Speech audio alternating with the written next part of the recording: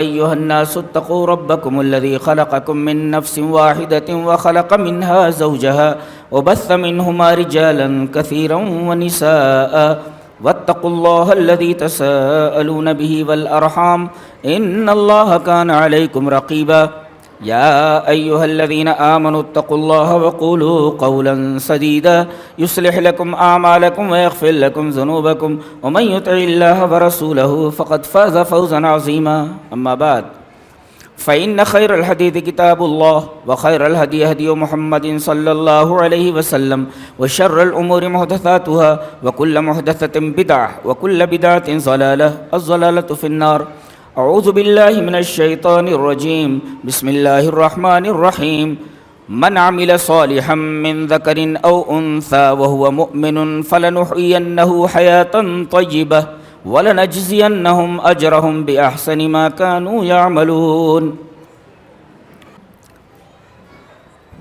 کل جمعہ کا خطاب ایمان کے اوپر ہوا ہے۔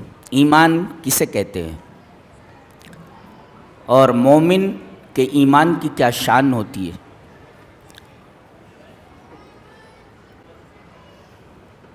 ایمان کے ساتھ ساتھ ہمیشہ عمل صالح کا تذکرہ ہوتا ہے۔ آمنوا وعملوا الصالحات۔ جی یہ کہہ رہا ہے کہ آج عمل صالح پر گفتگو ہو۔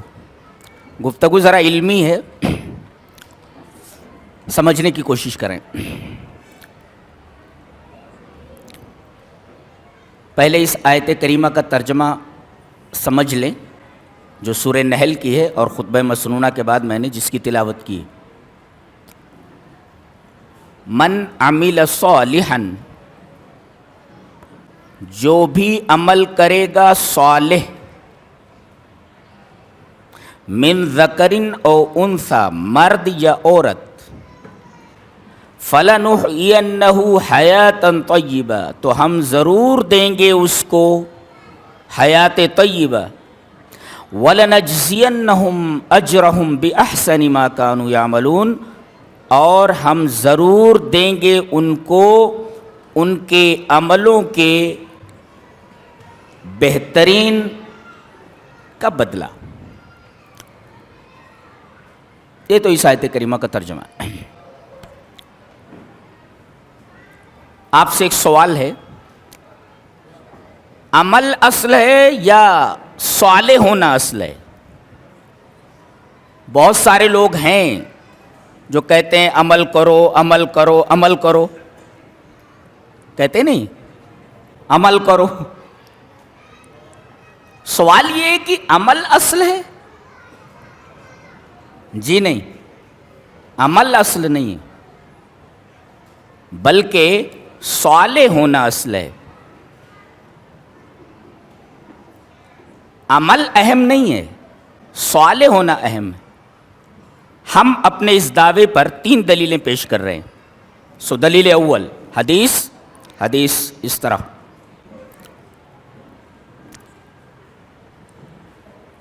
وعن ابی ہریرہ رضی اللہ تعالی عنہ قال ان رسول اللہ صلی اللہ علیہ وسلم قال، یا ان ابی ہریرہ رضی اللہ تعالی عنہ عن النبی صلی اللہ علیہ وسلم قال ان الرجل لیصلی 60 سنة وما تقبل له صلاة لعله يتم الركوع ولا يتم السجود ويتم السجود ولا يتم الركوع، رواه المنذری فی الترغیب والترہیب وقال الالبانی هذا حدیث صحیح۔ یہ حدیث صحیح ہے علامہ البانی کے نزدیک، اور یہ روایت امام منذری اپنی کتاب ترغیب و ترہیب میں لائے ہیں، اور اس کی تصحیح بھی علامہ البانی نے کی ہے۔ صحیح الترغیب و ترہیب۔ حضرت ابو ہریرہ فرماتے ہیں کہ نبی اکرم صلی اللہ علیہ وسلم نے ارشاد فرمایا، ایک آدمی 60 سال نماز پڑھتا ہے۔ کتنا؟ فار 60 ایئرس، 60 سال نماز پڑھتا ہے وہ۔ وما تقبل له صلاۃ، اس کی ایک بھی نماز قبول نہیں ہوتی۔ دیکھیے یہاں دیکھیں صلاۃ النکرہ ہے جو تحت النفی ہے، وما تقبل له صلاۃ، اس کی ایک بھی نماز قبول نہیں ہوئی۔ عمل ہے کہ نہیں؟ اور ایک دن کا عمل نہیں ہے، 60 سال کا عمل ہے، اور وہ بھی عمل نماز ہے، نماز کا عمل۔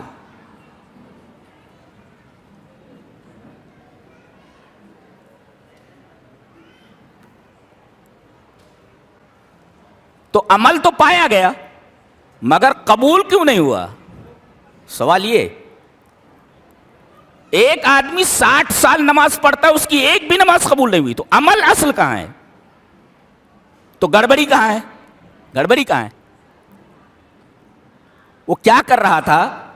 لعلہ یتم الرکوع ولا یتم السجود ویتم السجود ولا یتم الرکوع، رکوع اگر برابر کر رہا ہے تو سجدے برابر نہیں کر رہا، سجدے برابر کر رہا ہے تو رکوع برابر نہیں کر رہا ہے۔ یہی خرابی تھی۔ نتیجہ کیا ہوا؟ نبی کریم صلی اللہ علیہ وسلم نے فرمایا ایسے آدمی کی 60 سال کی عبادت پر پانی پھر گیا، عمل موجود ہے مگر ایک بھی عمل قبول نہیں ہوا، 60 سال کی نماز ایک بھی نماز قبول نہیں، وما تقبل له صلاۃ۔ یہ پہلی دلیل ہے ہمارے اس دعوے پر۔ دوسری دلیل، وعن ابی وائل عن حذیفہ رضی اللہ تعالی عنہ رأى رجلا لا يتم الركوع ولا يتم السجود فلما قضى صلاته قال له حذیفہ ما صلیت قال واحسبه قال لو مت على غیر سنت محمد صلی اللہ علیہ وسلم، رواہ البخاری فی کتاب الصلاۃ۔ حضرت امام بخاری رحمہ اللہ اس حدیث کو ایسے ہی کتاب الصلاۃ کے اندر لائیں۔ ابو وائل یہ روایت کرتے ہیں کہ حضرت حذیفہ سے کہ حضرت حذیفہ نے ایک آدمی کو دیکھا کہ وہ نماز پڑھ رہا ہے اور رکوع اور سجدے برابر نہیں کر رہا ہے، لا یتم الرکوع ولا یتم السجود، فلما قضى صلاته، جب وہ اپنی نماز پوری کر چکا تو حضرت حذیفہ نے اسے بلایا، کہا کہ کیا کر رہے تھے؟ بولے نماز پڑھ رہا تھا۔ بولے ما صلیت، تو نے نماز نہیں پڑھی۔ اب دیکھیے یہاں نماز تو کہہ رہا نا میں نے پڑھی، وہ کہہ رہے تو نے نماز نہیں پڑھی، عمل موجود ہے مگر اس عمل کی نفی کر دی گئی ہے۔ دیکھ رہے ہیں آپ، وہ کہہ رہا میں نے نماز پڑھی، حضرت حذیفہ کہہ رہے ما صلیت، تو نے نماز نہیں پڑھی، کیوں بھائی؟ اور کر کیا رہا تھا؟ رکوع سجدے برابر نہیں کر رہا تھا۔ اور آخر میں ابو وائل جو اس روایت کے راوی ہیں، جو حضرت حذیفہ سے روایت کر رہے ہیں، وہ کہہ رہے ہیں کہ میرا خیال یہ ہے کہ حضرت حذیفہ نے اس آدمی سے یہ بھی کہا، قال واحسبه قال، میرا خیال یہ ہے کہ انہوں نے اس آدمی سے یہ بھی کہا، حضرت حذیفہ نے، لو مت علی غیر سنت محمد صلی اللہ علیہ وسلم، اگر تو اسی طرح نماز پڑھتا ہوا مر گیا تو کم سے کم تیری موت سنت محمد پر تو نہیں ہوگی۔ اللہ اکبر۔ دیکھیں یہاں نماز موجود ہے مگر کہا جا رہا ہے کہ تو نے نماز نہیں پڑھی، کیوں؟ اس لیے کہ اس نے یہ نماز سنت کے مطابق نہیں پڑھی ہے، اس وجہ سے اس کی اس نماز کے اوپر پورا پانی پھر گیا۔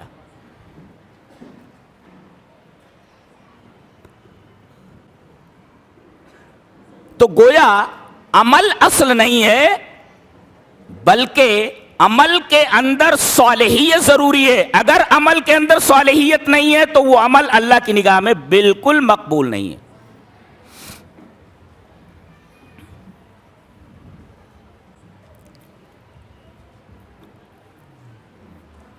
اب سوال یہ ہے کہ یہ عمل صالح کہتے کس کو ہیں؟ عمل صالح کب ہوتا ہے؟ عمل صالح کسے کہتے ہیں؟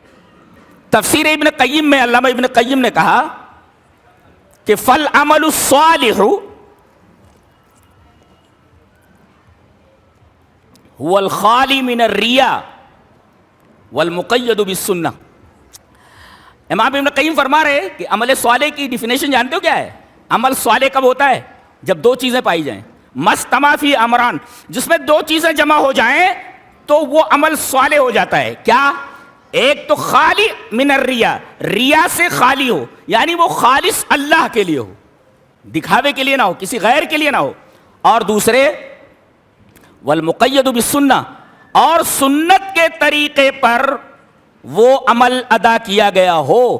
ان دونوں میں سے اگر ایک بھی شرط نہ پائی جائے، ایک بھی بات نہ پائی جائے تو وہ عمل صالح نہیں ہوگا۔ عمل کی صالحیت کے لیے ضروری ہے کہ اس کے اندر دو چیزیں پائی جائیں، ایک تو وہ خالص اللہ کے لیے کیا گیا ہو اور دوسرے سنت کے مطابق کیا گیا ہو۔ یہاں نقطہ ملحوظ رکھیں کہ اگر عمل میں ریا آ گیا، عمل خالص نہیں رہا تو شرک ہے، اور عمل اگر سنت کے مطابق نہیں ہوا تو وہ بدعت ہے۔ اس کا مطلب عمل صالح کب ہوتا ہے؟ جب وہ شرک اور بدعت سے خالی ہو۔ اگر کسی عمل کے اندر شرک آ گیا یا بدعت آ گئی تو وہ عمل کبھی بھی صالح نہیں ہو سکتا۔ اسی وجہ سے آپ دیکھیں گے کہ اللہ تبارک و تعالی نے سورہ عنکبوت کے آخر میں اخلاص کا مقابل شرک ذکر کیا ہے۔ فَإِذَا رَكِبُوا فِي الْفُلْكِ دَعَوُا اللَّهَ مُخْلِصِينَ لَهُ الدِّينَ فَلَمَّا نَجَّاهُمْ إِلَى الْبَرِّ إِذَا هُمْ يُشْرِكُونَ۔ آپ دیکھ رہے ہیں کہ وہ جب سوار ہوتے ہیں اور دریا میں پھنس جاتے ہیں، کشتی لے کر سوار ہوئے اور پھنس گئے، طوفان آ گیا، انہیں لگا کہ کشتی اب ڈوبی گی، تب ڈوبی تو خالص اللہ کو پکارتے، وہاں پھر دیوی دیوتا یاد نہیں رہتے۔ دیکھو اللہ کو خالص کر کے پکار رہے ہیں، یہاں ریا نہیں ہے۔ اور اخلاص کے مقابل میں کہا گیا کہ جب یہ کنارے پر آ جاتے ہیں، ہم انہیں کنارے پر پہنچا دیتے ہیں، انہیں نجات دے دیتے ہیں، تو اذا ہم یشرکون، تو وہ شرک کرنے لگتے ہیں۔ یہاں اخلاص کا مقابل شرک ہے۔ پتہ یہ چلا کہ اگر عمل اخلاص سے خالی ہو تو شرک آ جاتا ہے، اور اگر سنت کے مطابق نہ ہو تو ظاہر ہے کہ وہ بدعت ہے۔ تو عمل صالح کے لیے ضروری ہے کہ وہ شرک سے خالی ہو اور بدعت سے خالی ہو، خالی من الریا والمقید بالسنہ، سنت کے مطابق ہو اور ریا سے خالی ہو۔ یہ تو عمل صالح کا مطلب ہوا۔ ایک بڑی عجیب بات بتاؤں کہ عمل صالح جو ہوتا ہے اس کا اپنا ایک اثر ہوتا ہے، ہاں، اور اس کے مقابلے میں جو عمل غیر صالح ہے اس کا برا اثر ہوتا ہے۔ اللہ تبارک و تعالیٰ نے ایک جگہ ارشاد فرمایا، من عمل صالحا فلنفسه ومن اساء فعليها وما ربك بظلام للعبید۔ طلباء بھی ہیں، علماء بھی ہیں، ذرا دیکھیں کہ اس کے اندر کتنی شاندار بات کہی گئی ہے کہ من عمل صالحا فلنفسه، جو آدمی نیک عمل کرتا ہے، عمل صالح کرتا ہے، تو عمل صالح کا فائدہ خود اس کو پہنچتا ہے۔ اچھا، عمل صالح کا فائدہ خود اس کو پہنچتا ہے۔ آئیے اس بات کو ایک حدیث سے پروف کرتے ہیں۔ وعن ابی قتادہ رضی اللہ تعالی عنہ قال کنا مع رسول اللہ صلی اللہ علیہ وسلم یوما فمر علیہ بجنازۃ فقال مستریح او مستراح منہ، قال قلنا یا رسول اللہ ما مستریح و مستراح منہ،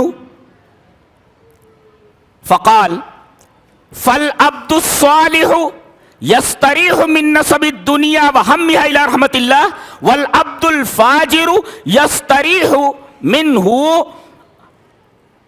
العباد والشجر والدواب۔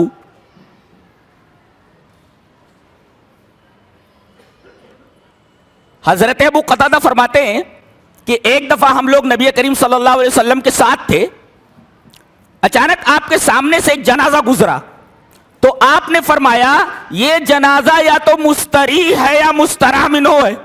تو صحابہ کرام نے کہا کہ اللہ کے رسول یہ مستریح اور مستراح منہ کیا ہوتا ہے؟ یہ جنازہ مستریح ہے یا مستراح منہ ہے؟ تو مستریح اور مستراح منہ کس کو کہتے ہیں؟ آپ نے فرمایا فالعبد الصالح، اگر بندہ نیک ہے تو یستریح من نصب الدنیا وہمہ الی رحمت اللہ، اگر یہ بندہ صالح تھا، نیک تھا، تو یہ دنیا کی پریشانیوں سے، اس کے غموں سے آرام پا کر اللہ کی رحمت میں پہنچ گیا، اسے آرام مل گیا، اس طریقے سے یہ مستریح ہے۔ اور والعبد الفاجر یستریح منہ العباد والشجر والدواب، اور اگر یہ بندہ صالح نہیں ہے، فاجر ہے، یہ نیک نہیں ہے، تو اس سے اللہ کے بندے آرام پا جاتے ہیں، درخت آرام پا جاتے ہیں، چوپائے آرام پا جاتے ہیں۔ کیا معلوم ہوا کہ نیک بندے سے اشجار، دواب، درخت، پیڑ پودے، جانور، یہ سارے کے سارے فائدہ پاتے ہیں، ان سے عبد صالح سے ان کو فائدہ پہنچتا ہے۔ اور اگر برا آدمی ہے تو اس برے آدمی سے درختوں کو بھی تکلیف ہوتی ہے، چوپایوں کو بھی تکلیف ہوتی ہے۔ وہ کتے کو بھگا رہا ہے، کتا یہ کہتا ہے تو مجھے بھگا رہا ہے، ارے ہم تم سے عاجز ہیں، ہم تم سے پریشان ہیں، تو کب اس دنیا سے جاتا ہے کہ خس کم جہاں پاک۔ گویا اگر عبد صالح ہے، نیک بندہ ہے، تو غم دنیا سے نجات پا جاتا ہے، اور اگر نیک نہیں ہے تو اس سے درخت، چوپائے اور تمام کے تمام انسان سکون پا جاتے ہیں، آرام پا جاتے ہیں۔ پتہ یہ چلا کہ انسان جو ہوتا ہے اگر صالح ہے تو اس کو خود کو فائدہ پہنچتا ہے اپنی صالحیت کا، جیسا کہ اس حدیث سے معلوم ہوا، اور اگر نیک نہیں ہے تو اس کا وبال خود اس کے اوپر ہے۔ اور اسی طریقے سے آدمی اگر نیک ہے، صالح ہے، تو اس کی صالحیت کا فائدہ اس کے بچوں کو پہنچتا ہے، اور اگر بچے صالح ہیں تو اس کا فائدہ ان کے آبا و اجداد کو پہنچتا ہے، باپ کو پہنچتا ہے، گھر والوں کو پہنچتا ہے۔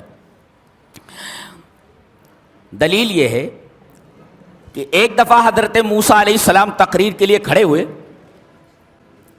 تقریر بہت اچھی تھی، لوگوں نے کہا کہ آپ سے بھی بڑا دنیا میں کوئی عالم ہے؟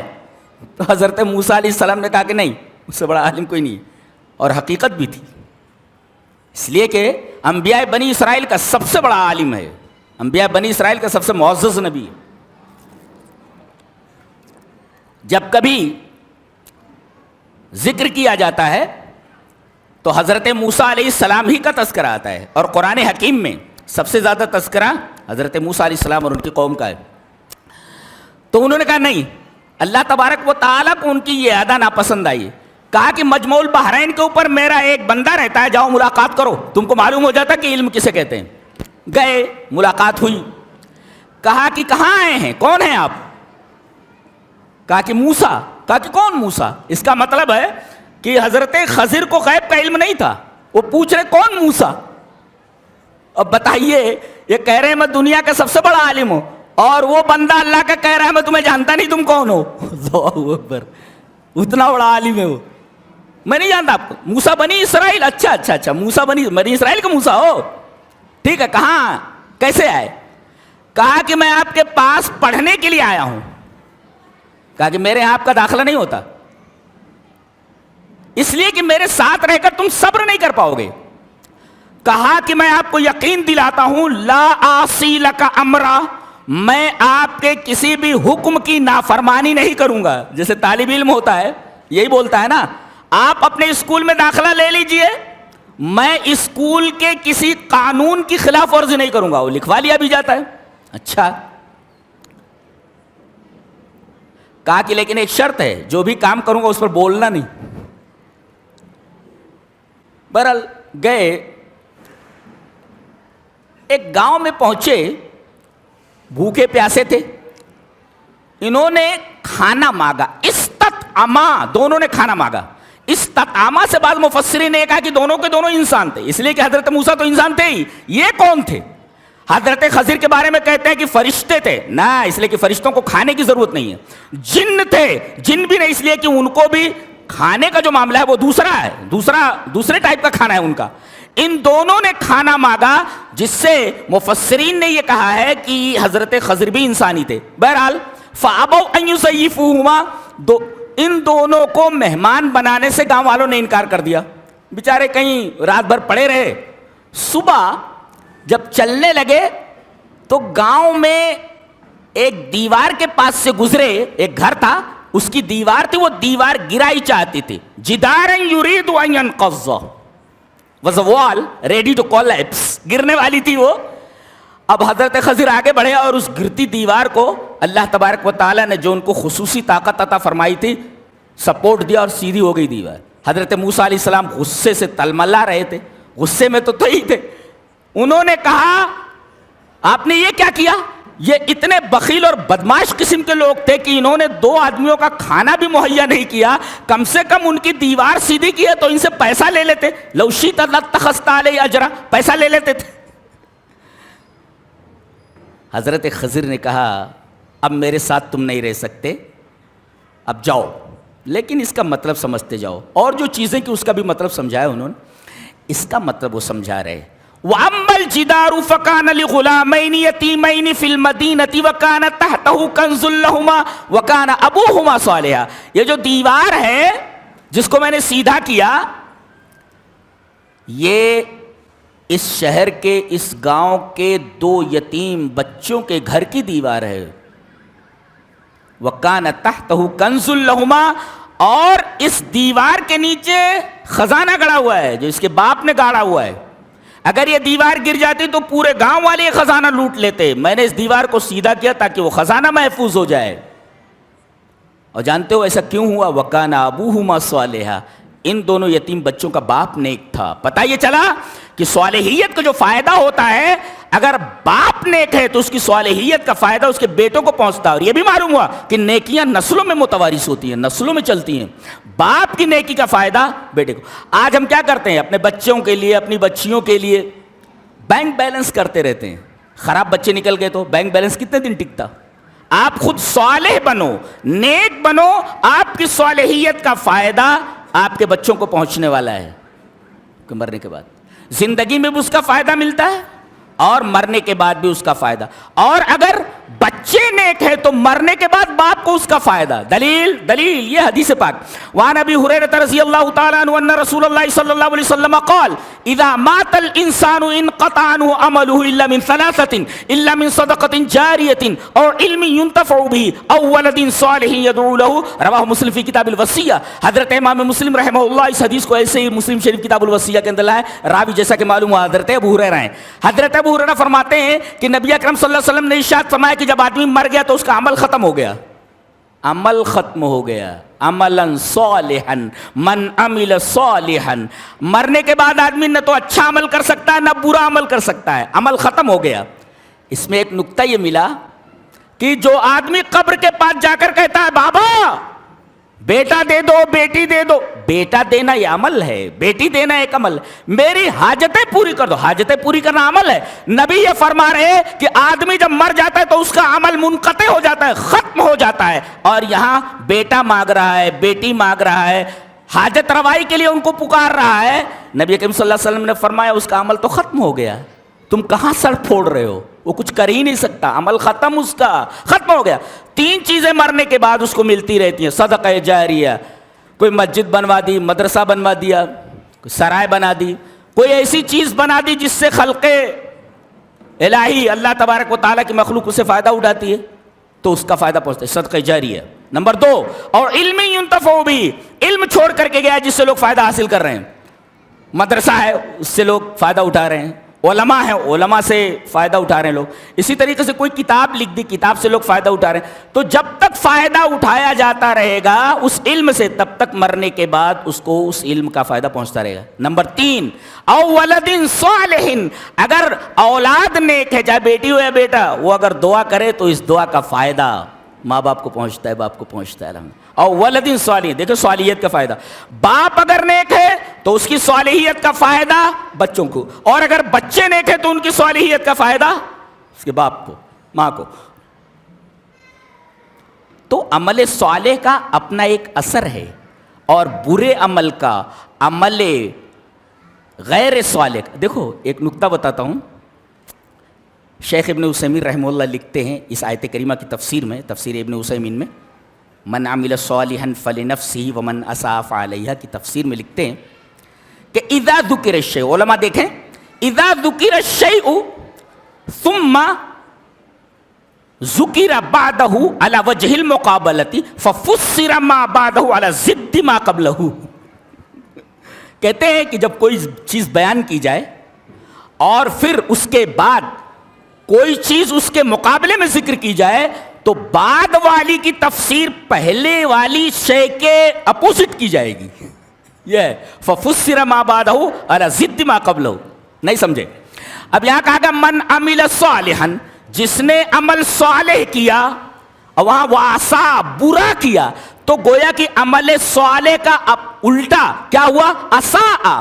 اب یہ اساء کی تفسیر ماقبل کی ضد ہوگی. عمل صالح یعنی عمل غیر صالح کی تفسیر، اساء کی تفسیر عمل غیر صالح سے ہوگی. اور یہ ترکیب خود اللہ تبارک و تعالیٰ نے استعمال فرمائی ہے قرآن حکیم میں. حضرت نوح علیہ السلام کا بیٹا ڈوب رہا ہے، باپ کا دل تڑپ اٹھا، کہا بیٹے کشتی میں آ جا. کہا کہ نہیں آؤں گا، یہ جودی پہاڑ جو دکھ رہا ہے یہ پہاڑ مجھے بچا لے گا، اس پر چڑھ جاؤں گا. باپ نے کہا، نوح علیہ السلام نے کہا بیٹا یہ پانی نہیں ہے، اگر پانی ہوتا تو شاید تو بچ جاتا، یہ اللہ کا عذاب، اس سے تو بچ نہیں سکتا. آ جا میرے بچے، آ جا کشتی میں آ جا. ولا تکن من الکافرین ولا تکن مع الکافرین، کافروں کے ساتھ مرے، کافروں میں ساتھ ہو.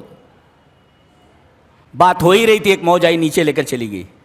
بیٹا کیسا بھی خراب ہو، باپ کا دل تڑپ اٹھتا ہے اس کو مصیبت میں دیکھ کر کے، تکلیف.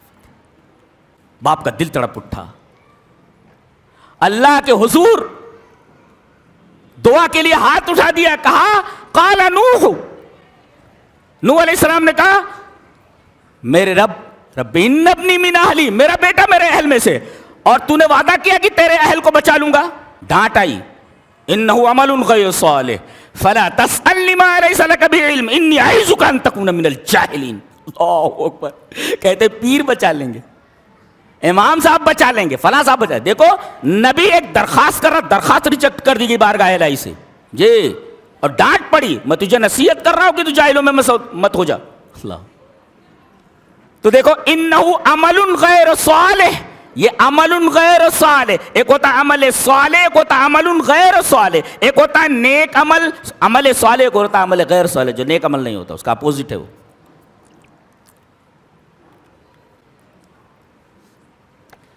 یہ تو عمل صالح کا مطلب ہوا. جو آدمی بھی نیک عمل کرے گا اس کو اس کا فائدہ ملنے والا، اور جو آدمی نیک عمل کرے گا، اب آگے بتایا جا رہا ہے، یہ تو عمل صالحا کی تفسیر ہوئی. من ذکر او انثی، چاہے وہ مرد ہو یا عورت ہو.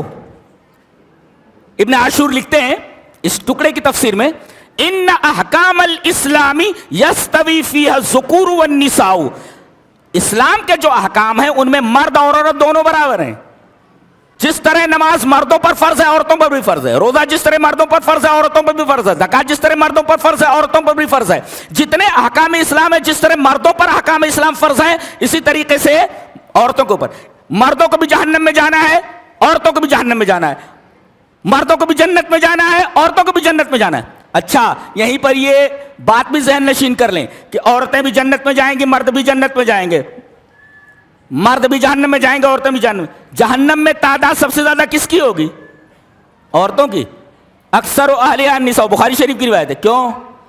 یہ دو کام بہت زیادہ کرتی ہیں. ایک تو کثرت سے لعنت کرتی ہیں، بیٹے کے اوپر بگڑ جائے، بچی کے اوپر بگڑ جائے تو لعن تان کرتی رہتی ہیں، اور شوہر کی نافرمانی میں آگے رہتی ہیں. زندگی بھر اگر شوہر نے وفا کی ہے اور ایک دفعہ کوئی بات اس کے مزاج کے خلاف ہو گئی تو کہے گی زندگی بھر میں تیرے ساتھ رہ کر پریشان ہی رہی ہوں، کبھی تیرے سے کوئی سکھ نہیں ملا. اللہ. تو یہ تکسرن اللعن، کثرت سے تم لعنت کرتی ہو، اور دوسرے تم شوہروں کی نافرمانیاں کرتی ہو، اس وجہ سے جہنم میں تعداد تمہاری زیادہ ہے. تو من ذکر او انثی، احکام اسلام میں مرد اور عورت دونوں برابر ہیں. ایک نکتہ یہ بتاؤں کہ پہلے مرد کا تذکرہ ہے، بعد میں عورت کا تذکرہ ہے. کیوں ایسا کیوں؟ من انثی و من ذکر کہا جاتا، او ذکر، من ذکر او انثی کیوں کہا گیا؟ اس کا جواب ایک آیت میں، چلیے وہ پڑھ لیتے ہیں. وَلَهُنَّ مِثْلُ الَّذِي عَلَيْهِنَّ بِالْمَعْرُوفِ وَلِلرِّجَالِ عَلَيْهِنَّ دَرَجَةٌ. یہ دو ٹکڑے ہیں اس آیت کریمہ میں جس میں دو سوالوں کا جواب دیا گیا ہے. ایک جاہلیت کے، ایک مفروضے کا جواب دیا گیا ہے. مفروضہ یہ ہے کہ عورت بے حقی ہے. بے حقی کا کیا مطلب؟ اس کا کوئی حق نہیں ہے. جی سارے حقوق مردوں کے لیے ریزروڈ ہیں، عورت کا کوئی حق نہیں ہے. عورت کو وراثت سے حصہ نہیں دیا جاتا تھا، اس کے ساتھ اتنا برا سلوک ہوتا تھا کہ میرا خیال ہے کہ جانوروں سے بھی زیادہ ان کے ساتھ برا سلوک کیا جاتا تھا. انہیں حق دیا ہی نہیں جاتا تھا. اللہ تبارک و تعالی نے اس مفروضے کا رد فرمایا، کہا کہ جیسے حقوق عورتوں کے ہیں مردوں کے، اسی طریقے سے حقوق عورتوں کے بھی ہیں. وَلَهُنَّ مِثْلُ الَّذِي عَلَيْهِنَّ بِالْمَعْرُوفِ. تو اس مفروضے کا رد کیا گیا کہ عورت حق ہی نہیں رکھتی ہے، بتایا حق رکھتی ہے، اور جتنے حقوق تمہارے ہیں اتنے حقوق اس کے بھی ہیں. اچھا، پھر ایک اعتراض کا جواب دیا جا رہا ہے کہ مرد اور عورت دونوں برابر ہیں، جیسے کہتے ہیں مساوات نسواں، عورتوں کی برابری، اور اس کے لیے باقاعدہ تحریکیں چلتی ہیں کہ مرد جس طریقے سے آفس میں جاتا ہے عورت بھی اسی طریقے سے بے پردہ ہو کر کے آفس میں جائے. تو مساوات نسواں اس کے حامی موجود ہیں اور باقاعدہ ان کی تحریکیں ہیں. تو اس کا رد کرتے ہوئے فرمایا گیا ایسا نہیں ہے. وَلِلرِّجَالِ عَلَيْهِنَّ دَرَجَةٌ، مردوں کو یک گونا فضیلت حاصل ہے عورتوں پر. یہ دونوں ایک دوسرے کے برابر نہیں ہو سکتے. یہ ساخت کے اعتبار سے بھی، ذہن کے اعتبار سے بھی، قوت کے اعتبار سے بھی. گویا کہ دو سوالوں کے جوابات دیے گئے. ایک تو عورت بے حق نہیں ہو سکتی، بے حقی نہیں ہو سکتی، حق ہے اس کا، دونوں حقوق میں برابر ہیں. اور دوسرے اعتراض کا جواب دیا گیا کہ کیا مرد اور عورت دونوں برابر ہیں؟ نہیں، دونوں برابر نہیں ہیں، مساوات نہیں ہے دونوں میں، بلکہ عورت کے اوپر مرد کو یک گونا فضیلت حاصل ہے. الرجال قوامون علی النساء، مرد یک قوام ہے عورتوں کے اوپر. جی، تو یہ جو ایک درجہ مردوں کا عورتوں کے اوپر ہے، اس کی وجہ سے اللہ تبارک و تعالی نے مرد کا تذکرہ پہلے کیا اور عورت کا تذکرہ بعد میں کیا. اچھا، آپ دیکھیے کہ یک گونا فضیلت حاصل ہے مرد کو عورت پر. کیسے؟ مرد طلاق دے سکتا ہے، عورت طلاق نہیں دے سکتی. کیوں؟ مرد کو طلاق کا حق دیا گیا مگر عورت کو طلاق کا حق نہیں دیا گیا. کیوں؟ اس لیے کہ مرد کے اندر برداشت اور تحمل کی قوت زیادہ ہوتی ہے، اس کے اندر برداشت کی قوت زیادہ ہوتی ہے. اور عورتوں کا جو مزاج ہوتا ہے بچوں جیسا ہوتا ہے، ان کے اندر قوت برداشت نہیں ہوتی، تحمل نہیں ہوتا. اگر ان کو طلاق کا حق دے دیا جاتا تو پوری عائلی زندگی، پوری خانگی زندگی تباہ و برباد ہو جاتی. اسی وجہ سے ان کو خلا کا حق دیا گیا. اگر میاں بیوی میں جم نہیں رہا ہے، میاں بیوی کے مزاج نہیں مل رہے ہیں اور یہ سمجھ رہے ہیں کہ ہم دونوں ایک ساتھ نہیں رہ سکتے، تو اللہ تبارک و تعالی نے بہت پیارا قانون دیا ہے. فَإِمْسَاكُمْ بِمَعْرُوفٍ أَوْ تَسْرِيحٌ بِإِحْسَانٍ، یا تو معروف کے ساتھ ان کو روک لو اور یا احسان کے ساتھ، خوش اسلوبی اور خوش عنوانی کے ساتھ ان کو جانے دو. یہ دیکھو قاعدہ ہے، قانون ہے، ایک قانون ہے یہ کہ اگر بن رہا ہے تو ٹھیک ہے بنا لو، اور اگر نہیں بن رہا ہے تو تسریح بِإِحْسان. اس کو آج کل ایک مسئلہ بنا لیا گیا ہے، ایک مسئلہ بنا لیا گیا ہے. اتنا آسان مسئلہ تھا لیکن اس کو ایشو بنا لیا گیا ہے باقاعدہ. اگر جم نہیں رہی ہے تو خامخواہ اس رشتے کو کیوں کھینچا جائے؟ یہ کوئی معیوب بات ہے؟ طلاق دینا کوئی معیوب بات نہیں ہے، خلا کرانا کوئی معیوب بات نہیں. ارے یہ جب اللہ کا قانون ہے تو معیوب کیسے ہو سکتا ہے؟ اگر جم رہا ہے تو رکھیے، فَإِمْسَاكُمْ بِمَعْرُوفٍ، اور نہیں جم رہا تو چھوڑ دیجئے. رشتے کو گھسیٹا نہیں جاتا، کھینچا نہیں جاتا، اس لیے کہ رشتوں کی جو بنیاد ہوتی ہے، اور خاص طور سے اس ازدواجی رشتے کی جو بنیاد ہوتی ہے، وہ باہمی مفاہمت اور محبت کے اوپر قائم ہوتی ہے. اگر یہ محبت اور باہمی مفاہمت ختم ہو جائے تو رشتے کو گھسیٹنے کی اجازت نہیں ہے کہ زندگی تباہ ہو جائے. فَإِمْسَاكُمْ بِمَعْرُوفٍ أَوْ تَسْرِيحٌ بِإِحْسَانٍ. آج دیکھیے، مسئلہ کہیں ازدواجی زندگی کا خراب ہوتا ہے تو یہودیوں کی طرح اس مسئلے کو کورٹ کچہری تک لوگ لے جاتے ہیں. کو معلوم ہے یہ یہودیوں کا طریقہ ہے، منافقین کا طریقہ ہے. أَلَمْ تَرَ إِلَى الَّذِينَ يَزْعُمُونَ أَنَّهُمْ آمَنُوا بِمَا أُنزِلَ إِلَيْكَ وَمَا أُنزِلَ مِن قَبْلِكَ يُرِيدُونَ أَن يَتَحَاكَمُوا إِلَى الطَّاغُوتِ، کہ یہ منافق، یہ یہودی یہ جن کا دعویٰ یہ ہے، جو یہ کہتے ہیں کہ ہم قرآن پر بھی ایمان لائے، محمد صلی اللہ علیہ وسلم پر بھی ایمان لائے، اور پچھلی کتابوں پر بھی ایمان لائے، تورات کے اوپر بھی ایمان لائے، یہ اپنے مقدموں کو اور اپنی باتوں کو طاغوت کے پاس لے جاتے ہیں۔ طاغوت کس کو کہتے ہیں؟ غیر اللہ کی حکومت اور اس کے اقتدار کو بولتے ہیں، وہاں لے جا کر کے پہنچتے ہیں۔ حیدرآباد ہو یا بہت سارے شہر ایسے ہیں جہاں طلاق کی شرحیں بہت زیادہ ہیں، ایک معمولی بات کے اوپر عورتیں یا عورت کے گھر والے عورت کو لے کر کے پولیس اسٹیشن پہنچ جاتے ہیں۔ یہ کیا ہے؟ یہ یریدون ان یتحاکموا الی الطاغوت۔ یہ نبی کریم صلی اللہ علیہ وسلم کا طریق نہیں ہے بالکل بھی، نہ یہ قرآن کا طریق ہے اور نہ یہ عمل صالح۔ عمل صالح بتایا گیا کہ فَإِمْسَاكُمْ بِمَعْرُوفٍ وَتَسْرِيحٌ بِإِحْسَانٍ، قانون بتا دیا گیا، قانون ہے یہ۔ اگر جم رہا ہے تو فَإِمْسَاكُمْ بِمَعْرُوفٍ، نہیں جم رہا ہے تَسْرِيحٌ بِإِحْسَانٍ، احسان کے ساتھ چھوڑ دیجئے، ایسا معاملہ ہے۔ تو من ذکرن او انسا، چاہے وہ مرد ہو یا عورت ہو، مرد کا تذکرہ اس وجہ سے کیا گیا کہ مرد کو یہ گناہ فضیلت حاصل ہے عورت کے اوپر۔ عورت طلاق نہیں دے سکتی، خلا کا مطالبہ کر سکتی ہے، لیکن مرد طلاق دے سکتا ہے، اور اللہ تبارک و تعالیٰ نے یہ قانون دیا ہے، خلا کا بھی اور طلاق کا بھی۔ اچھا، ایک جگہ الٹا ہے، پہلے عورت ہے بعد میں مرد ہے۔ کہاں؟ یہب لمن یشاء اناثا ویہب لمن یشاء الذکور۔ اللہ جسے چاہتا ہے بیٹی دیتا ہے، جسے چاہتا ہے بیٹا دیتا ہے۔ او یزوجہم ذکرانا و اناثا، بیٹا بیٹی دونوں دیتا ہے۔ ویجعل من یشاء عقیما، یا جسے چاہے بانجھ کر دے۔ تو بیٹا دینے والا وہی، بیٹی دینے والا وہی، بیٹا بیٹی دینے والا وہی، اور بانجھ بنا دینے والا نہ بیٹی دے نہ بیٹا دے، سب اس کے اختیار میں ہے۔ مانگتے کہاں ہیں؟ دینے والا تو یہ، مانگتے کہاں سے؟ اللہ۔ تو یہاں بیٹی پہلے ہے، بیٹا بعد میں ہے۔ ایسا کیوں؟ ترتیب الٹی کیوں ہو گئی یہاں؟ ترتیب الٹی اس وجہ سے ہے کہ عرب کے لوگ بیٹیوں کی پیدائش کو باعث ننگوار سمجھتے تھے، وہ ایک شراب مانی جاتی تھی، جو شراب بولتے ہیں لوگ، وہ پنوتی جس کو بولتے ہیں، حالانکہ اسلام میں پنوتی ونوتی کا تصور نہیں ہے۔ تو بیٹی کا پیدا ہو جانا گھر میں یہ ایک رسوائی کا باعث تھی گھر والوں کے لیے، اسی وجہ سے اس کو زندہ درگور کر دیا کرتے تھے۔ اللہ تبارک و تعالیٰ نے عورت کی عظمت کو بیان کرنے کے لیے اس کا تذکرہ پہلے کیا، دیتا ہے بیٹی وہی، بیٹی کا تذکرہ دینے کی جب بات آئی تو بیٹی کا تذکرہ پہلے کیا اور بیٹے کا تذکرہ بعد میں کیا۔ یہاں عورت کی اہمیت بتائی، کہتے ہیں اسلام میں عورت کی کوئی اہمیت ہی نہیں۔ اللہ تبارک و تعالیٰ نے اناث کا تذکرہ پہلے کر کے اور ذکور کا تذکرہ بعد میں کر کے یہ بتایا ہے کہ اللہ تبارک و تعالیٰ کے ہاں عورتوں کی بہت ہی زیادہ قدر و قیمت ہے، اور اسلامی احکام کے اندر دونوں کے دونوں برابر ہیں۔ من ذکرن او انسا، تو جو کوئی آدمی نیک عمل کرے، صالح عمل کرے، تو اس کا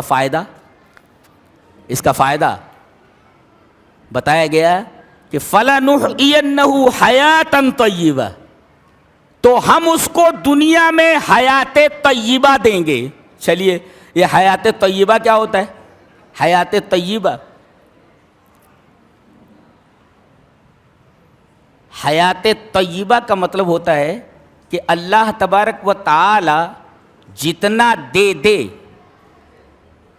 اس پر آپ خوش رہیں، یا یوں کہہ لیں کہ زیادہ دے تو اترائیں نہ، اور اگر کم دے تو گھبرائیں نہ۔ یہ ہے حیات طیبہ۔ چلیے، حیات طیبہ کی تفسیر ہم ابن عباس سے پوچھ لیتے ہیں اور حضرت علی رضی اللہ تعالیٰ عنہ سے پوچھ لیتے ہیں۔ حضرت علی رضی اللہ تعالیٰ عنہ کی یہ تفسیر امام تبری تفسیر تبری میں لائے ہیں۔ وعن علی رضی اللہ تعالیٰ عنہ فَلَنُحْيِيَنَّهُ حَيَاتًا طَيِّبَةً قَالَ الْقُنُوعُ، تفسیر تبری۔ حضرت علی رضی اللہ تعالیٰ عنہ نے یہ ٹکڑا پڑھا، فَلَنُحْيِيَنَّهُ حَيَاتًا طَيِّبَةً، ہم اس کو حیات طیبہ دیں گے۔ اس کا کیا مطلب ہے؟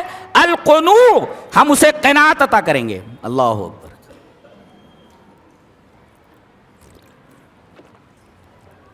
قناعت کس کو بولتے ہیں؟ قناعت کس کو؟ پہلے قناعت کا مطلب سمجھنے سے پہلے قناعت کی اہمیت سمجھ لیں۔ امام مسلم رحمۃ اللہ علیہ مسلم شریف کے اندر ایک روایت لائے ہیں، چلیے پڑھ لیتے ہیں۔ وعن عبد الله بن عمرو بن العاص رضي الله تعالى عنه ان رسول الله صلى الله عليه وسلم قال قد افلح من اسلم ورزق كفافا وقنعه الله بما آتاه رواہ مسلم فی کتاب الزکات. حضرت امام مسلم رحمہ اللہ اس حدیث کو ایسے کتاب الزکات کے اندر لائے. راوی حضرت عبداللہ ابن عمرو بن العاص ہیں. وہ فرماتے ہیں کہ رسول اللہ صلی اللہ علیہ وسلم نے ارشاد فرمایا کہ 3 چیزیں جس آدمی کے اندر آ گئیں وہ کامیاب ہو گیا. قد افلح، وہ کامیاب ہو گیا. ایک بات بتاؤں، آج کسی ڈاکٹری پڑھنے والے بچے سے پوچھئے کہ اتنی محنت تم کیوں کر رہے ہو، کتنے گھنٹے پڑھتے ہو؟ بولے 24 گھنٹے میں 16 گھنٹے پڑھتا ہوں. کس لیے اتنی محنت کرتے ہو؟ کہا کہ I want to make my future brighter brightest. میں اپنے فیوچر کو برائٹ کرنا چاہ رہا، میں اپنا فیوچر بنانا چاہ رہا ہوں. ایک IAS کی تیاری کر رہا ہے بچہ، پوچھ رہا ہے کہ کتنی محنت کرتے ہو؟ بولے 24 گھنٹے میں 20 گھنٹہ پڑھتا ہوں یا 18 گھنٹے پڑھتا ہوں. پوچھا جائے کہ اتنی محنت تم کیوں کر رہے ہو، تو وہ یہی بتائے گا I want to make my future bright. یہی کہے گا نا، اپنے فیوچر کو میں برائٹ کرنا چاہ رہا ہوں. ایک دینی طالب علم سے پوچھئے جو مدرسے میں قرآن و حدیث کا علم حاصل کر رہا ہے، اس سے پوچھئے یہ تم جو علم پڑھ رہے ہو، محنت کر رہے ہو، اس کا مقصد کیا ہے؟ وہ بھی کہتا ہے I want to make my future bright. وہ بھی یہی بولتا ہے میں بھی اپنا فیوچر برائٹ کرنا چاہ رہا ہوں. دیکھو دونوں کا جواب ایک ہی ہے، دونوں محنت کر رہے ہیں اور دونوں کا جواب ایک ہی ہے. بتائیے کس کا جواب صحیح ہے زیادہ؟ ایک کا سوال دوسرے کا جواب، ایک کا سوال دوسرے کا جواب. دونوں نے جواب دیا اور دونوں کا جواب ایک ہی ہے. بتائیے اس میں کس کا جواب درست ہے اور بہترین ہے؟ اس لیے کہ اگر آپ دنیا کا علم پڑھ رہے ہیں تو مرنے کے ساتھ ہی آپ کا وہ علم ختم ہو گیا.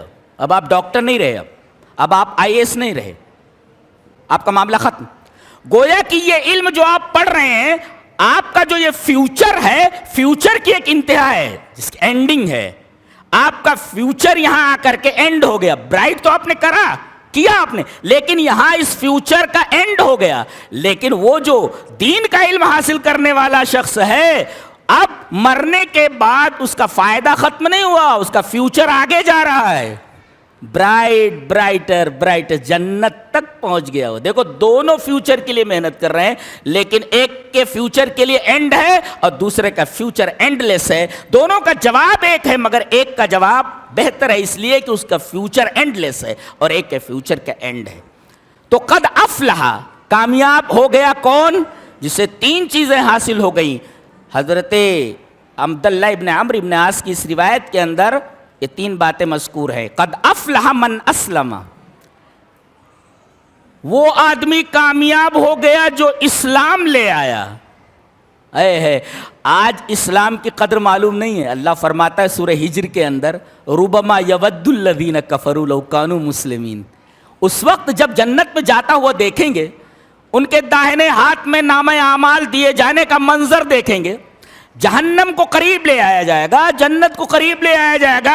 یہ سارے مناظر ان کے سامنے ہوں گے تو تمنا کریں گے. آج تو اسلام کے خلاف کتنے لوگ ہیں جو باتیں کر رہے ہیں، روز مسلمانوں کو تکلیف پہنچانے کے در پہ ہیں، نبی کریم صلی اللہ علیہ وسلم کو برا بھلا کہہ رہے ہیں. بتائیے اگر نبی کو کوئی برا بھلا کہے، ارے نبی کے بارے میں تم کو کیا معلوم؟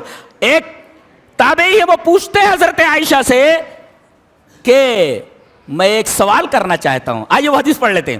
وہاں سعد بن ہشام سألت عائشة رضی اللہ تعالی عنہ فقلت اخبرینی عن خلق رسول اللہ صلی اللہ علیہ وسلم فقالت كان خلقه القرآن رواه احمد فی مسندہ.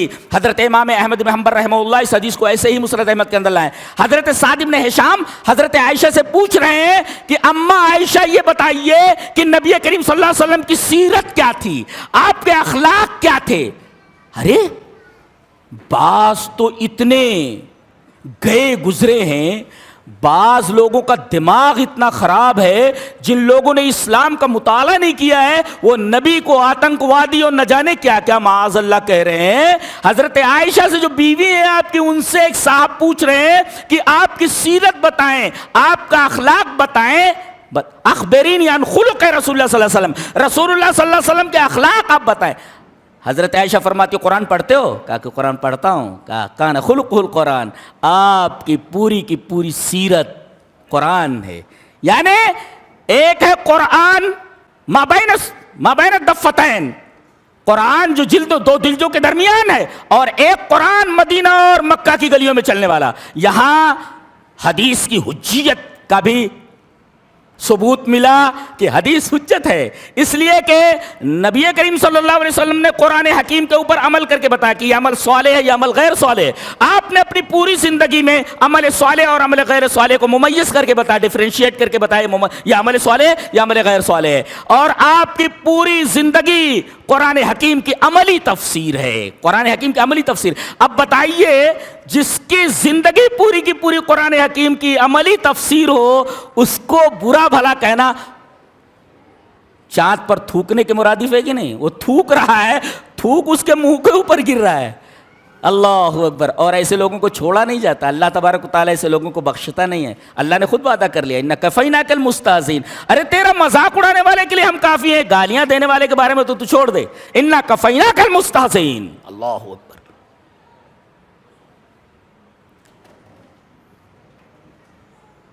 تو حیات طیبہ، حیات طیبہ کس کو کہتے ہیں؟ بتا رہے ہیں کہ قناعت کو بولتے ہیں۔ اور عبداللہ ابن عمرو ابن عاص کی اس روایت کے اندر کامیاب ہونے والے کی پہلی صفت بیان کی گئی جو اسلام لے آئے، اسلام لے آئے۔ اللہ اکبر۔ ربما یود الذین کفروا لو کانوا مسلمین، یہ اسلام کو برا بھلا کہنے والے اور اسلام کے خلاف سازشیں کرنے والے، اسلام جو لایا، اسلام کو لانے والے کو برا بھلا کہنے والے، قرآن حکیم بولتا ہے یہ تمنا کریں گے کہ کاش یہ مسلمان ہوتے۔ ربما یود الذین کفروا لو کانوا مسلمین، گویا کہ کامیابی یہ ہے کہ آدمی مسلم ہو جائے، کامیابی ہے۔ قد افلح من اسلم، وہ آدمی کامیاب ہو گیا جو اسلام لے آیا۔ ورزق کفافا، وہ آدمی کامیاب ہو گیا جسے بقدر کفاف روزی مل گئی۔ کفافا اے بقدر الحاجہ، حاجت کے مطابق ضروریات زندگی جتنی ہے اس کی اتنی روزی اسے مل گئی۔ ورزق کفافا، حاجت کے مطابق، ضرورت کے مطابق، کہ کسی کے سامنے ہاتھ نہیں پھیلا رہا ہے، اتنی روزی اس کو مل گئی تو سمجھو وہ کامیاب ہو گیا۔ اور تیسرے وَقَنَّعَهُ اللَّهُ بِمَا آتَى، اللہ نے جتنی روزی اسے دی، جتنی نعمت اسے دی، اس پر وہ قناعت کر لے۔ اللہ اکبر۔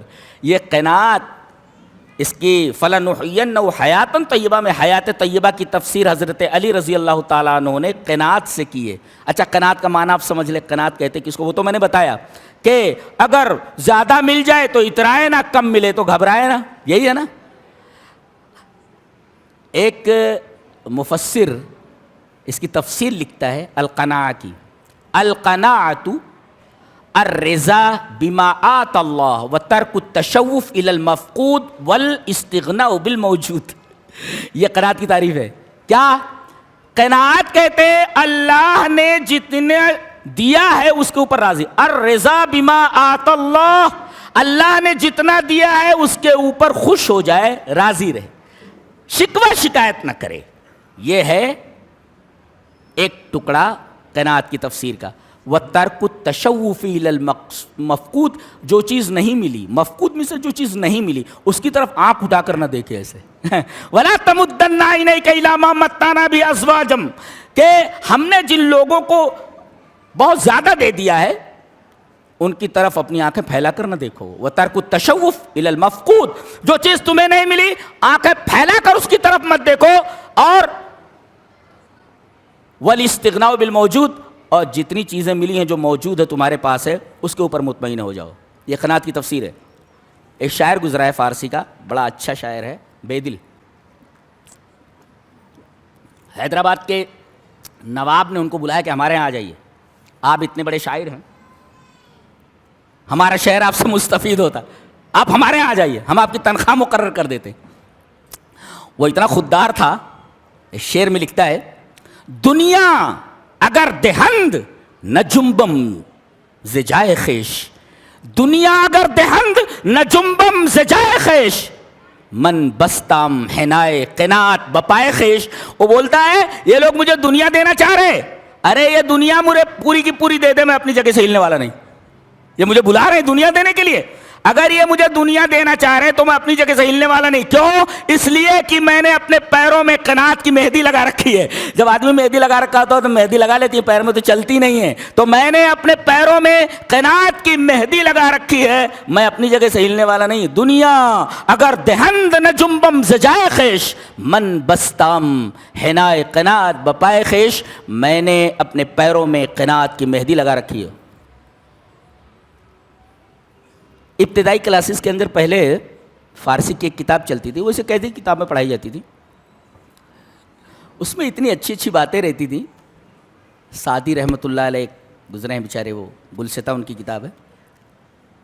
قناعت کا معنی بتا رہے، وہ کہتے ہیں رودے تنگ بیک نانے تہی پرگردت نعمت روئے زمیں پر نہ کنت دیدے تنگ، کہ خالی اتڑی ایک روٹی سے بھر جاتی ہے مگر لالچی کی آنکھ کو پوری دنیا کی نعمت مل کر نہیں بھر سکتی.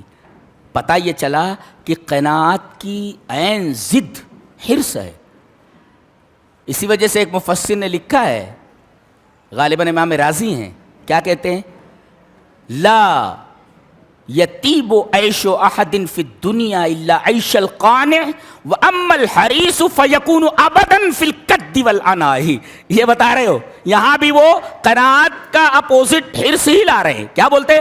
کسی آدمی کی زندگی دنیا میں اچھی نہیں ہو سکتی سوائے قناعت کرنے والے کی زندگی کے. قناعت کرنے والے ہی کی زندگی بہترین ہے. اگر قناعت نہیں ہے تو حریص ہے وہ. وَأَمَّا الْحَرِيص، یہ قانے کی ضد حریص لائے گی. وَأَمَّا الْحَرِيص، رہا لالچی کا معاملہ، فَيَكُونُ أَبَدًا فِي الْقَدِّ وَالْإِنَاءِ، وہ آدمی جو حریص ہے، جو لالچی ہے، وہ ہمیشہ 99 کو 100 بنانے کے چکر میں اپنے آپ کو ہلکان کیے رہتا ہے. ایک دکان لے لی تو کوشش میں ہے کہ دوسری لے لوں، دوسری لے لی تو تیسری کے چکر میں پوری زندگی اپنے آپ کو ہلکان کیے رہتا ہے. اس لیے کہ وہ قانے نہیں ہے، وہ حریص ہے، اور حریص ہمیشہ اپنے آپ کو ہلکان کیے رہتا ہے، ہمیشہ تکلیف اور مصیبت میں رہتا ہے.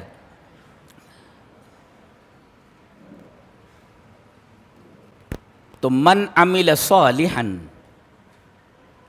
جو آدمی نیک عمل کرے. ہم نے یہ دعویٰ کیا تھا کہ عمل اصل نہیں ہے، صالح ہونا ہے.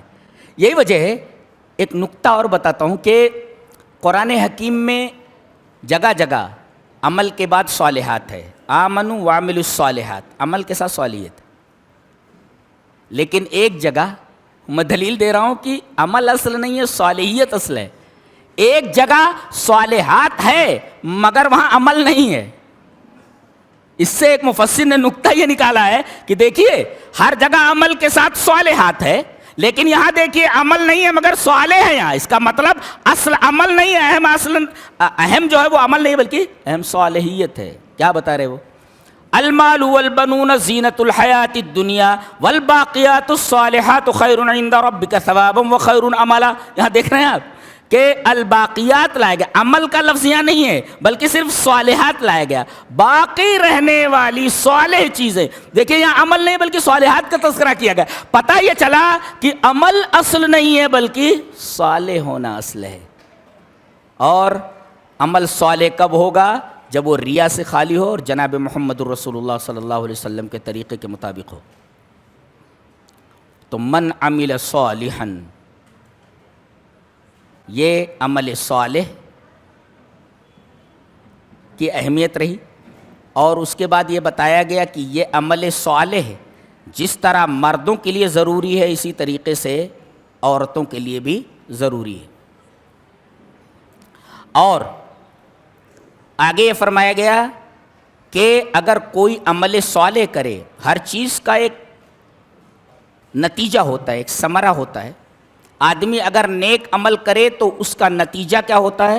وہ بتایا گیا فَلَنُحْيِيَنَّهُ حَيَاتًا طَيِّبَةً، ہم اس کو دنیا میں حیات طیبہ عطا کریں گے. اور حیات طیبہ کی تفسیر آپ نے دیکھ لی، القناعت یعنی ہم اسے قناعت عطا کریں گے، پوری زندگی اس کی سکون و اطمینان سے گزرے گی.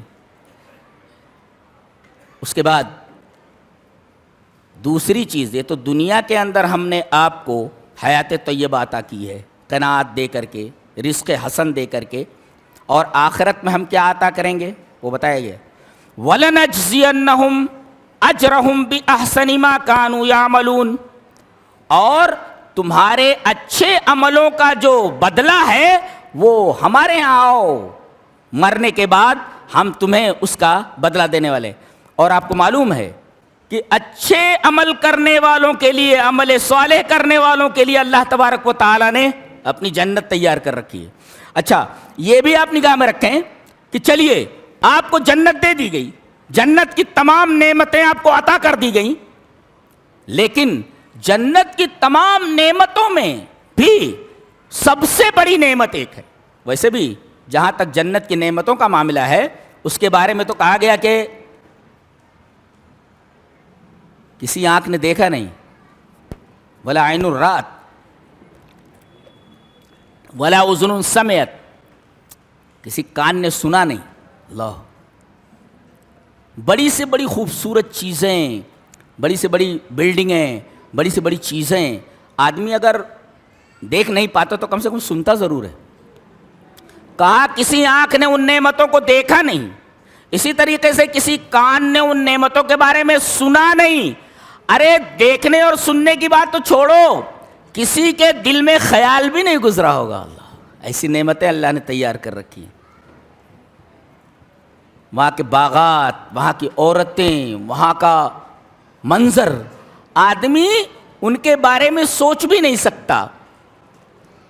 اور سب سے بڑا جو معاملہ کیا جائے گا جنتیوں کے ساتھ، سب سے بڑی نعمت دینے کا، اس نعمت کا تذکرہ نبی کریم صلی اللہ علیہ وسلم کی ایک حدیث میں موجود ہے. چلیے پہلے وہ حدیث پڑھ لیتے ہیں. حدیث اس طرح، وان صہیب رضی اللہ تعالی عنہ عن النبی صلی اللہ علیہ وسلم قال یقول اللہ تبارک و تعالی،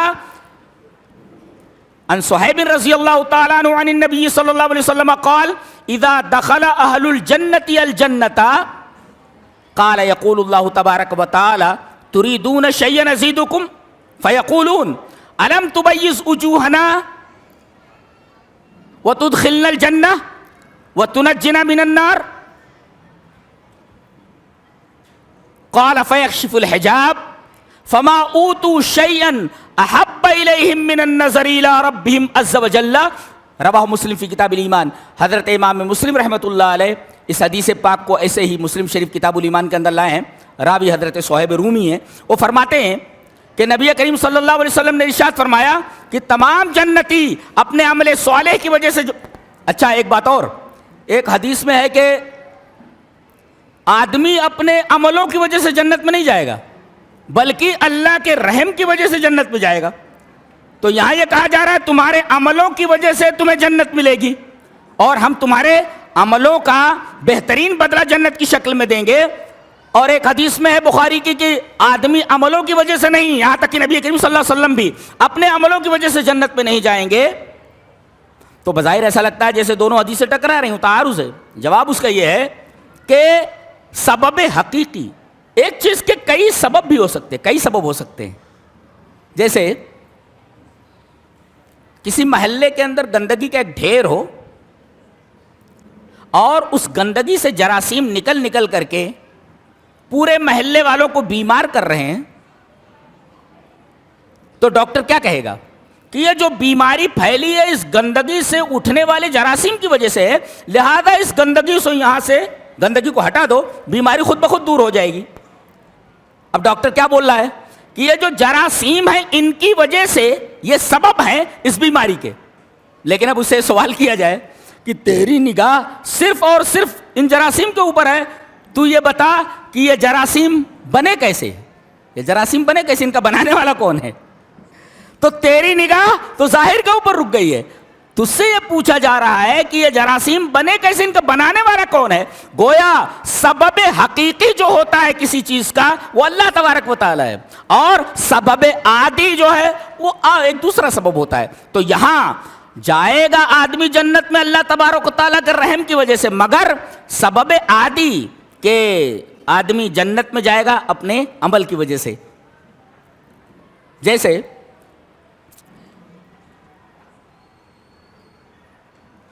ایک مثال میں نے پڑھی تھی کہ ایک شخص نے ایک خوبصورت عمارت بنائی, بلڈنگ بنائی, اور اعلان کر دیا کہ میں اپنی اس بلڈنگ کو نیلام کرنے والا ہوں, لہذا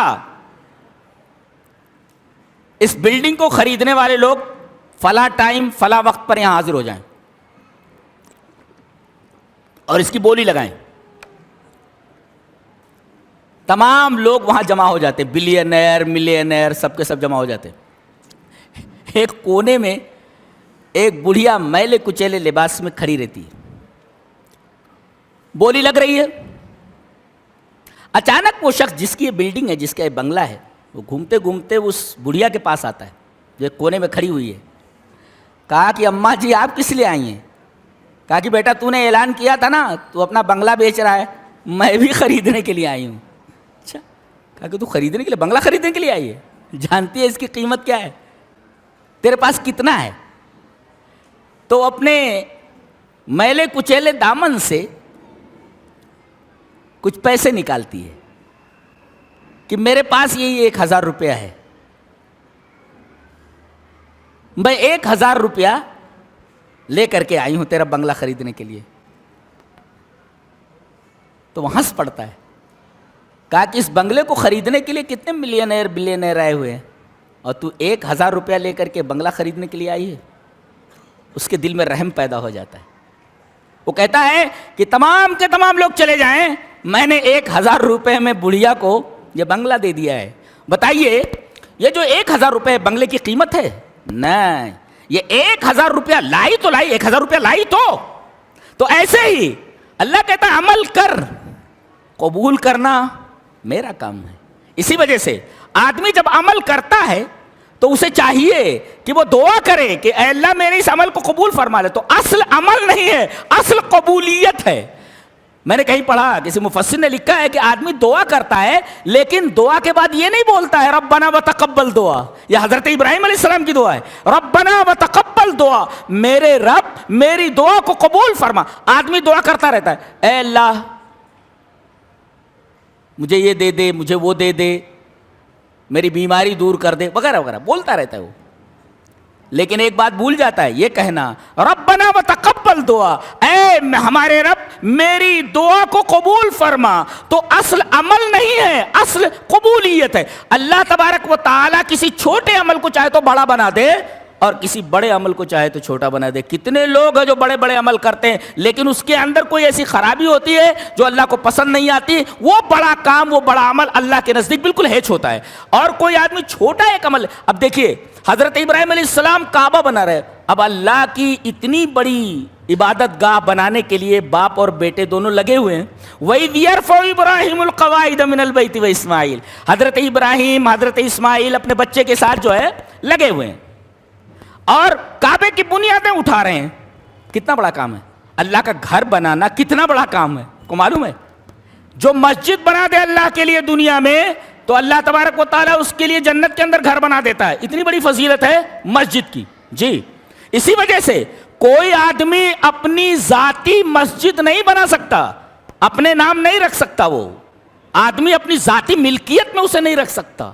جی چاہے وہ اس کی زمین ہو, زمین دی, زمین کے اوپر پیسہ لگا کر کے اس نے بڑی عمارت تعمیر کی, کہے میری ملکیت ہے, نہیں, اس کی ملکیت نہیں رہی, اس لیے کہ ابھی اللہ کی ملکیت میں, یہ اللہ کا گھر ہے. وَأَنَّ الْمَسَاجِدَ لِلَّهِ, یہ اللہ کی ملکیت ہے, اللہ کا گھر ہے یہ. جی تو اتنا بڑا کام ہے اللہ کی عبادت کے لیے کوئی گھر تعمیر کرنا. دیکھو دونوں باپ بیٹے لگے ہوئے ہیں, کعبہ کی بنیادیں اٹھا رہے. وَإِذْ يَرْفَعُ إِبْرَاهِيمُ الْقَوَاعِدَ مِنَ الْبَيْتِ وَإِسْمَاعِيلُ رَبَّنَا تَقَبَّلْ مِنَّا إِنَّكَ أَنْتَ السَّمِيعُ الْعَلِيمُ. اتنا بڑا کام کر رہے ہیں لیکن دعا کر رہے ہیں کہ اللہ ہمارے اس عمل کو قبول فرما. بظاہر یہ عمل بہت بڑا ہے لیکن یہ کہہ رہے ہیں کہ اللہ یہ عمل بڑا اسی وقت ہو سکتا ہے جب اس عمل کو تو قبولیت کا درجہ دے دے. اصل قبولیت کا درجہ دے دینا ہے, اصل چیز عمل نہیں ہے. کتنے لوگ عمل کرتے ہیں مگر وہ عمل قبول نہیں کیا جاتا. تو دو باتوں کا خاص طور سے دھیان رکھیں. ایک بات تو یہ کہ جب عمل کریں تو اس میں صالح ہونے کا خیال رکھیں کہ یہ عمل جو میں کر رہا ہوں یہ صالح ہے کہ نہیں ہے, یہ خالص میں اللہ کے لیے کر رہا ہوں یا نہیں, یہ دیکھ لیں. یہ عمل سنت کے مطابق ہے یا نہیں, وہ دیکھ لیں آپ. اور دوسرے, جب بھی کوئی عمل کریں تو عمل کرنے کے بعد ضرور یہ دعا کریں کہ اے اللہ میرے اس عمل کو تو قبول فرما. یہ حضرت ابراہیم کی ادا ہے, ہر جگہ دیکھیے آپ. وَإِذْ يَرْفَعُ إِبْرَاهِيمُ الْقَوَاعِدَ مِنَ الْبَيْتِ وَإِسْمَاعِيلُ رَبَّنَا تَقَبَّلْ مِنَّا إِنَّكَ أَنْتَ السَّمِيعُ الْعَلِيمُ, اور رَبَّنَا وَتَقَبَّلْ دُعَا, اے اللہ میری اس دعا کو قبول فرما.